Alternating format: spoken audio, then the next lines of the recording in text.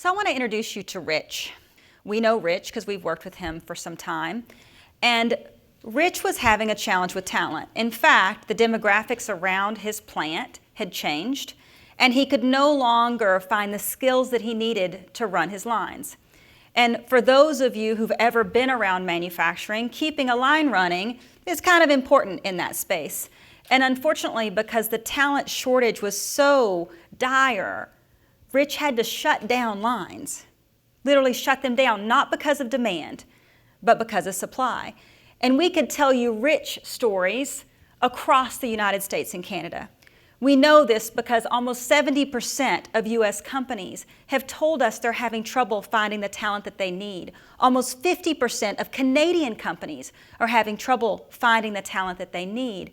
And the challenge is these numbers have almost doubled in the last decade. So we are facing not just a talent shortage, but a talent and skills crisis, not only in the United States and Canada, but also globally. We've been tracking this data for quite a while, and global talent shortages are now at a 13-year high, surpassing 50%, which means that more companies are having trouble finding talent than are not. So again, we're facing a talent shortage and a skills crisis. We did some analysis at ManpowerGroup across the US and Canada to say, what are the top 10 roles that are most in demand and have limited supply?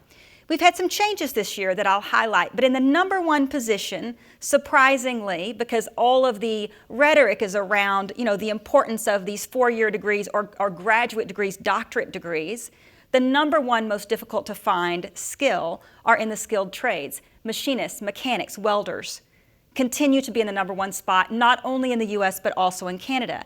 Now, a new entrant into the top 10 and surging to number 2 is IT. We have a 1% unemployment rate in our country around IT today. It wasn't in the top 10 a year ago. It's not only in the top 10, it's number 2. The other new entrant in the top 10 is our friends in healthcare. With an aging population, we are seeing more and more demand in the healthcare profession. This is the US data. The difference in the Canadian data, skilled trades still in the number 1 position. Number 2 for Canada is driving and logistics, and number 3 construction. And so it puts a little bit of a myth around it's not just STEM skills that are in demand. We are seeing demand across the economy and across sectors of the economy. This talent shortage is causing a tremendous amount of pressure on organizations, on their workforce. So we've identified 6 key areas that are challenging for the CEOs and CHROs we meet with today. And in the first position is, what is the right workforce strategy? What should be part-time versus full-time in my place of work? Where do I buy talent? Where do I build my own talent? Where do I borrow talent from partners like ManpowerGroup to say, come in and augment my workforce and help me in this specific area? So revisiting the literal structure of an organization is top of mind on the agenda of companies today. A lot of conversation around upskilling. In fact, I was at the World Economic Forum's meeting last week in Davos, Switzerland, where they announced the Reskilling Revolution, a commitment to upskill 1 billion people around the world in the next 10 years. And so this idea of reskilling, it now has to move from collective ambition into action, because the conversation is right. In fact, I would say it's almost at a roar. The challenge is, how do we actually make this practical, and what do we do about that? And that's definitely on the mind of business leaders today. There's also a whole piece around, I was with a CEO recently in Milwaukee, and the CEO said, but Becky, what if I upskill this person and they leave? And I said, what if you don't and they stay? So those are the kind of conversations that we increasingly have to reframe how we think about investment. We're making collective investments to build talent across North America. And a lot of discussion happening around the digital age. What does it mean to be a digital leader? Our own research shows that 80% of the leadership characteristics of a digital leader are the same as a traditional leader. Things like endurance and drive. The new 20% are around things like unleashing talent, because the role of a CEO has changed. A CEO traditionally has been the knowledge keeper. They grew up through the organization through multiple functions, and now they get to make the decisions. Well, in today's fast-paced world, those days are gone. The CEO is now a knowledge collector, a curator, versus a keeper, and has to be able to be collaborative to get the knowledge out of the organization. So we know a lot about clients and companies. Increasingly, we've now had to step back and say, okay, what about this new stakeholder in the company's ecosystem called the employee? And you might say, not really a new stakeholder. Oh, but the voice is much, much louder, much, much more impactful now. In a talent-scarce environment, the power base has shifted from employer to employee in many cases. So we went to work on understanding, what do employees, these human beings that power our organizations, what do they want from employment? And in the first position, which might not surprise you, is pay. In fact, pay is in the first position across demographics. It's table stakes, if you will. We continue to see traditional things like healthcare. I want good benefits. Also, again, something that workers are looking for. But we had two surprising new entrants into what workers want. The first was around flexibility. You know, this concept of one life. So when I grew up in business, it was, hey, keep your work and your life separate, never let the two meet. Now we are all living one life. Because of technology, we are hyper-connected. So I can be at work when I'm at my child's, baseball game in between innings. I can be working. And so this concept of one life is requiring more flexibility from organizations because, by the way, work is more flexible. And technology is reducing the cost of distance. And so I don't have to be in one location at all times to be connected. Yet I'm looking for flexibility so I keep a sense of self in this concept of one life. And the one that was very exciting for me this year is this concept of challenging work. That employees are looking for purpose in what they do. They're voting with their talents in where they work, and they want their talents to drive impact. So they're looking for challenging work. And probably 5 years ago, we would have all said, oh, that's a millennial thing. No, it's a workforce thing today. Everyone wants more meaning from their work. And why is that? Because we're living one life. And my work now is a reflection of me, which is why we're seeing things like Glassdoor be the ultimate transparency on how a company is viewed. And that's not company-owned. That's community-driven and employee-driven. And so excited to see, the traditional things that still motivate a workforce, but also some new pieces that are driving a change in terms of what employees are looking for. So the challenge that leaves us with is, okay, so what do? So we have this talent-starved environment. We have increasing demand, a bit overwhelming because employees are changing at the same time their voice is more heard. It's a louder decibel. What do? So first, get creative about compensation. Yes, pay is important, so don't misunderstand. That's still in the top position. There are other benefits that are also important, non-wage benefits. Our research shows that the fastest growing non-wage benefit is remote working, which again ties back to flexibility that employees are seeking. And so get creative about compensation as you make your offers. Assessments. So again, assessment data reduces bias, so it helps us bring more inclusion into the workplace, but it also has a stronger prediction of success. If we take the four most diverse people that we have and have them do an interview slate, we have about a 50-50 chance of identifying the right person for the job.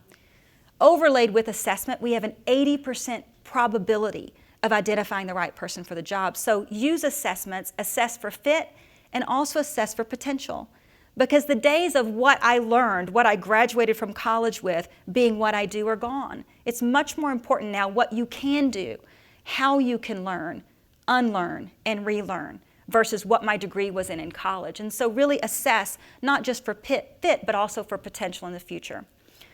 Third, build a culture of learnability.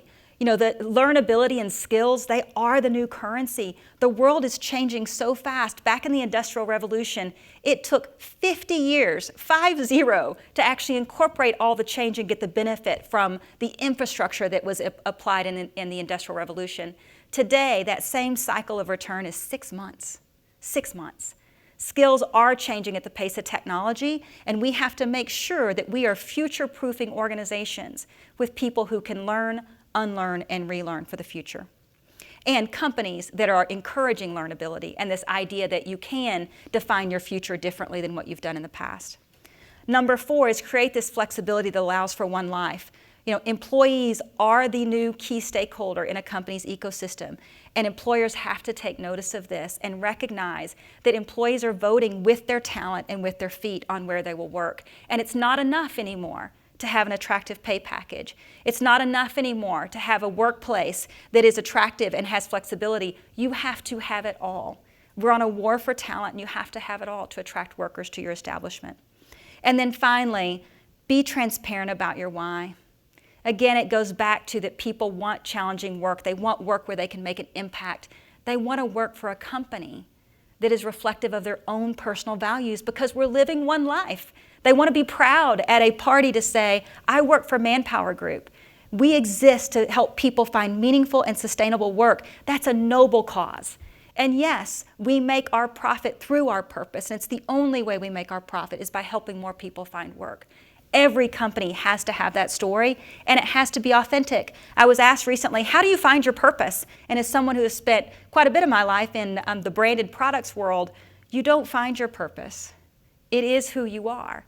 And so your purpose either has to be part of your founder story, which go back to why did you start your company in the first place? What problem were you solving as you launched the company?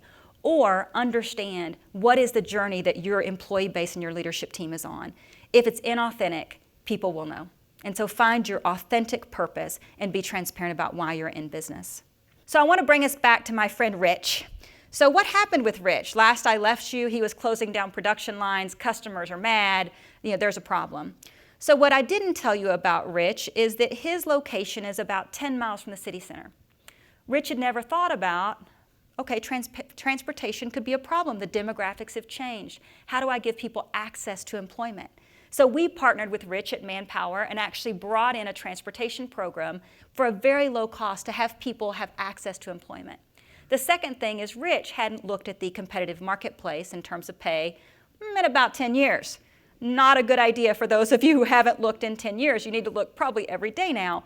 But we helped Rich do a competitive scan to actually bring in reasonable wages that were competitive in the marketplace. And then finally, we were able to improve the fill rate for Rich, who was closing lines, to 91%, and enable him to run his business in a way with talent that was right for the job, because the last and final thing that we helped Rich think through is what's required for the job versus what's desired. Rich was still operating what I call below the line on the job requirements with four-year college degree, master's preferred, for jobs that honestly didn't require that capability. So we helped Rich reframe what's truly required for a job versus what's desired for the job. And the results were amazing. So Rich is quite happy with Manpower these days, and we're very happy to help him delight his ultimate consumers with his product. And so, I'll close with the defining challenge of our time will be helping people upskill and reskill in the changing world of work. The companies who can find adaptability and agility for new roles, new jobs in real time, those companies will win, overlaid with a culture of inclusion, where people feel like that their voice is not only invited, it's expected, because it brings a difference to the organization. At ManpowerGroup, we're not only looking at this challenge, we're embracing it, because we know that the new currency is skills and that talent is the priority for the future. Thank you.